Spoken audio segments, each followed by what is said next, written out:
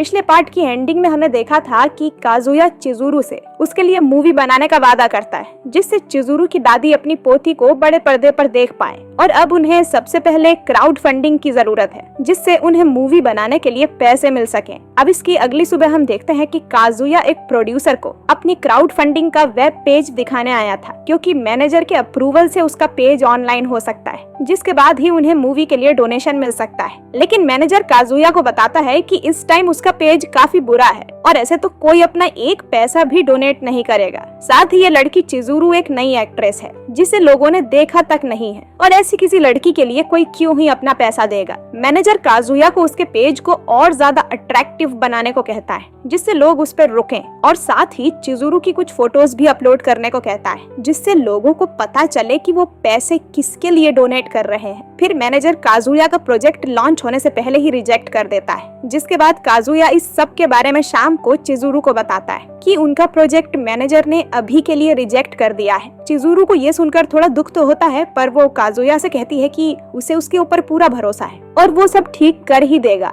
फिर चिजुरू काजुया को प्रोड्यूसर भी बुलाती है, जो सुनकर काजुया काफी खुश होता है। काजुया चिजुरू को बताता है कि उन्हें उसकी कुछ फोटोज भी अपलोड करनी होगी पेज को अट्रैक्टिव बनाने के लिए। चिजुरू इसके लिए भी मान जाती है। उन दोनों की बात चल ही रही थी, लेकिन तभी पड़ोस की बालकनी में से एक लड़की उन पे चिल्लाने लगती है, रात में बाहर इतनी तेज बात करने के लिए। वो ये भी कहती है कि अगर वो दोनों कपल हैं तो अंदर कमरे में बैठकर बात क्यों नहीं करते। इतना कहकर वो लड़की चली जाती है, जिसके बाद चिजुरू भी अंदर चली जाती है और जाते हुए वो काजुया से बालकनी पर बात ना करने के लिए कहती है, क्योंकि इससे उनके पड़ोसियों को दिक्कत हो रही है। ये सुनकर काजुया काफी दुखी हो जाता है, क्योंकि अब वो चिजुरू से बालकनी पर नहीं मिल पाएगा और उसे उस नई लड़की पर बहुत गुस्सा आता है। अगले दिन काजुया कॉलेज जा रहा होता है और वो अब भी कल के बारे में ही सोच रहा था, लेकिन तभी काजुया उसी कल वाली लड़की को अपने सामने से आता हुआ देखता है, जिसे देखकर काजुया छुप जाता है। हालांकि फिर भी वो काजुया को देख ही लेती है और उससे बात करने लगती है। असल में ये दोनों ही सेम कॉलेज में है,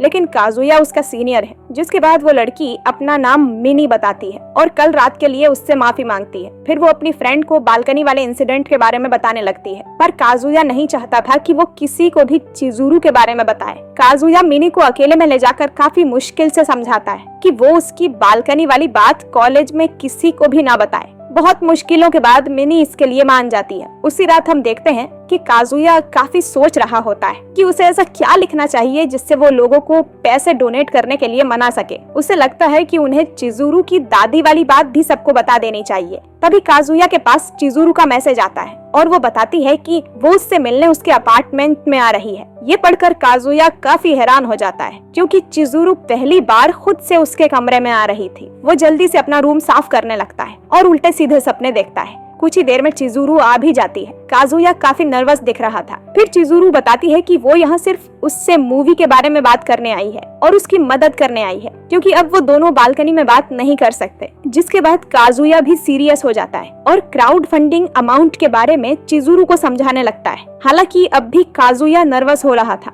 क्योंकि चिजुरू उसके काफी पास बैठी थी। काजुया उसे फिल्म पर होने वाले सभी खर्चों के बारे में डिटेल में बताता है। चिजुरू उसे अपने कुछ फोटोज भी भेजती है, जिन्हें वो साइट पर डाल सके। काजुया चिजुरू से ये भी पूछ लेता है कि क्या वो चिजुरू और उसकी दादी की स्टोरी साइट पे डाल सकता है, क्योंकि इससे उन्हें डोनेशन मिलने में आसानी होगी। चिजुरू इसके लिए भी मान जाती है। तभी चिजुरू को पता चलता है कि कई दिनों से काजुया ने सही से खाना भी नहीं खाया, क्योंकि वो मूवी के काम में बहुत बिजी था। फिर चिजुरू काजुया के लिए उसके किचन में कुछ बनाने जाती है, पर काजुया के पास कुछ ऐसा होता ही नहीं जिससे कुछ जल्दी बन सके। फिर चिजुरू अपने घर से एग ऑमलेट बनाकर लाती है। काजुया उसे खाता है और उसको वो बहुत ही ज्यादा पसंद आता है। चिजुरू ने उसके लिए खाना बनाया, ये देख काजुया फूला नहीं समाता। इसके बाद चिजुरू अपने घर जाने लगती है, क्योंकि अब काफी लेट हो चुका था। काजुया बताता है कि उसके पास कुछ सेविंग्स भी हैं, वो उसे भी इन्वेस्ट करेगा जिससे कुछ मदद मिलेगी। पर चिजुरू ऐसा कुछ करने से उसे मना कर देती है, क्योंकि काजुया पहले से ही काफी मुश्किल काम कर रहा है और अब वो उसे और मुश्किल में नहीं डालना चाहती। लेकिन फिर काजुया उसे समझाता है कि ये काम पूरा करना अब उसका भी सपना है, इसीलिए ये उसके लिए भी काफी जरूरी है। चिजुरू ये सब सुनकर काफी खुश होती है और जाने लगती है। लेकिन जैसे ही वो जाने के लिए गेट खोलती है, वो दोनों बाहर काजुया की ऑफिशियल गर्लफ्रेंड रूका को देखते हैं। दोनों ही रूका को देखकर काफी हैरान हो जाते हैं। रूका यहाँ काजुया की मांगा लौटाने आई थी, जिसके बारे में काजुया भूल गया था। रूका काफी गुस्से में आ जाती है चिजुरू को इतनी रात में काजुया के रूम से निकलता हुआ देखकर। फिर रूका दोनों को ही काफी सुनाने लगती है और चिजुरू से कहने लगती है कि वो एक रेंटल गर्लफ्रेंड है और वो ऐसे अपने कस्टमर के घर में ही जा सकती और न ही उसके साथ ऐसे फ्रेंडशिप कर सकती है। फिर रूका खुद घर में जाकर देखती है। खाना और बिस्तर की हालत देखकर वो काफी दुखी हो जाती है और वहाँ से रोते हुए जाने लगती है, लेकिन काजुया उसका हाथ पकड़ के उसे रोक लेता है। काजुया रूका को अभी मूवी के बारे में नहीं बता सकता था, लेकिन चिजुरू सब ठीक करने के लिए रूका को सब बताने का डिसाइड करती है, जिसके बाद वो तीनों घर में जाने लगते हैं। पर हम देखते हैं कि मिनी बाहर से उनकी सारी बातों का वीडियो बना रही थी और वो ये जानकर भी काफी हैरान थी कि उसकी पड़ोस वाली लड़की एक रेंटल गर्लफ्रेंड है। अंदर चिजुरू पूरे मूवी प्रोजेक्ट के बारे में रूका को समझा देती है कि वो दोनों मिलकर उसकी दादी के लिए मूवी बना रहे हैं, जिससे चिजुरू की दादी मरने से पहले एक बार चिजुरू को बिग स्क्रीन पर देख सके। रूका भी काफी हद तक सब समझ जाती है, जिसके बाद रूका भी उनकी मदद करने को कहती है, क्योंकि काजुया उसका बॉयफ्रेंड है और वो नहीं चाहती कि वो चिजुरू के साथ अकेले काम करे। चिजुरू और काजुया भी आखिर में इसके लिए मान ही जाते हैं। सब ठीक हो जाता है तो रूका काजुया से पूछती है कि उसने रूका का करी राइस भी खाया है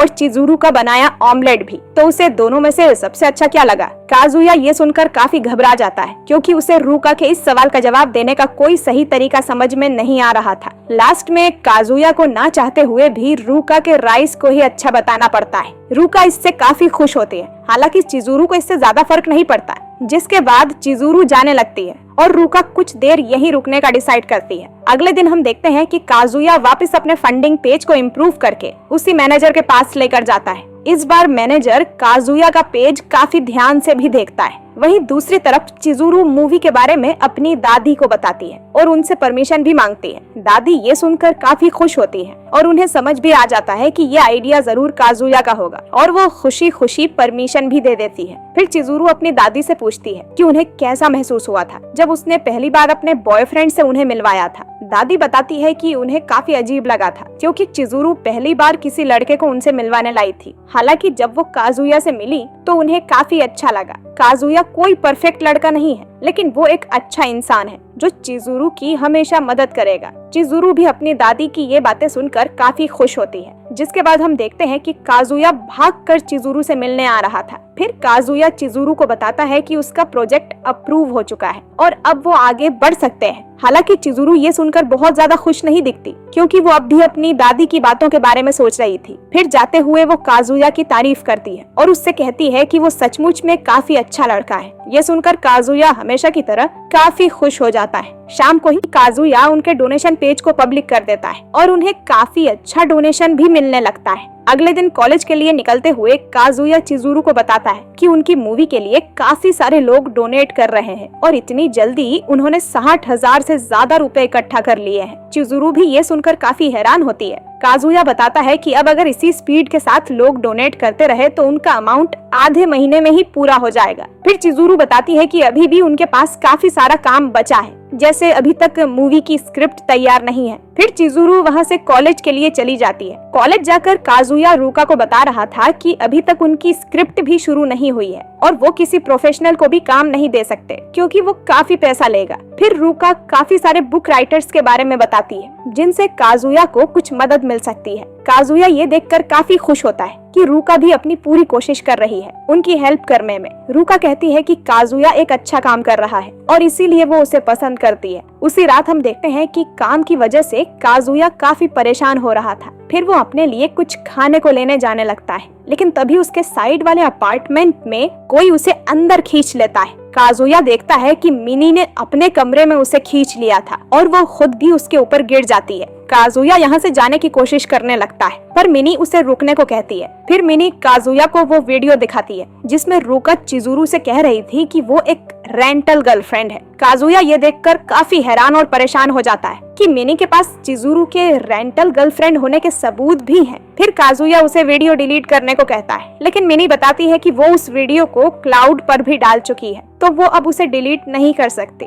काजुया सोचने लगता है कि उसने वीडियो क्यों बनाया होगा, कहीं मिनी उसे ब्लैकमेल तो नहीं करने वाली। जिसके बाद काजुया मिनी को पूरी कहानी बताता है कि कैसे वो चिजुरू से मिला और कैसे अब वो उसकी मदद करने की कोशिश कर रहा है। हम देखते हैं कि मिनी काजुया के इतने एफर्ट्स देखकर काफी इम्प्रेस हो जाती है और वो ये भी समझ जाती है कि काजुया असल में चिजुरू से प्यार करता है, वरना कौन लड़का इतनी मेहनत करेगा। उसे काजुया की लाइफ काफी इंटरेस्टिंग लगती है। जिसके बाद मिनी काजुया को मास्टर बुलाने लगती है। फिर काजुया मिनी से पूछता है कि क्या अब वो उसे ब्लैकमेल करने वाली है, लेकिन फिर मिनी बताती है कि वो रैंडमली वीडियो शूट कर रही थी और उसी के बीच उससे उनका वीडियो भी बन गया। इसके बाद मिनी काजुया को अपना कमरा दिखाती है जो कि कॉस्प्ले के सामान से भरा हुआ था। तो असल में मिनी एक स्ट्रीमर है और वो अपने कॉस्प्ले के वीडियोस बनाकर भी अपलोड करती है। इस वजह से वो हमेशा वीडियो शूट करती रहती है। फिर मिनी काजुया से पूछती है कि वो चिजुरू के लिए इतना कुछ कर रहा है और वो दोनों इतने टाइम से साथ भी हैं, तो जरूर चिजुरू भी काजुया से प्यार करने लगी होगी। काजुया ये सुनकर काफी खुश होता है और सोच में भी पड़ जाता है क्योंकि पहली बार किसी ने उससे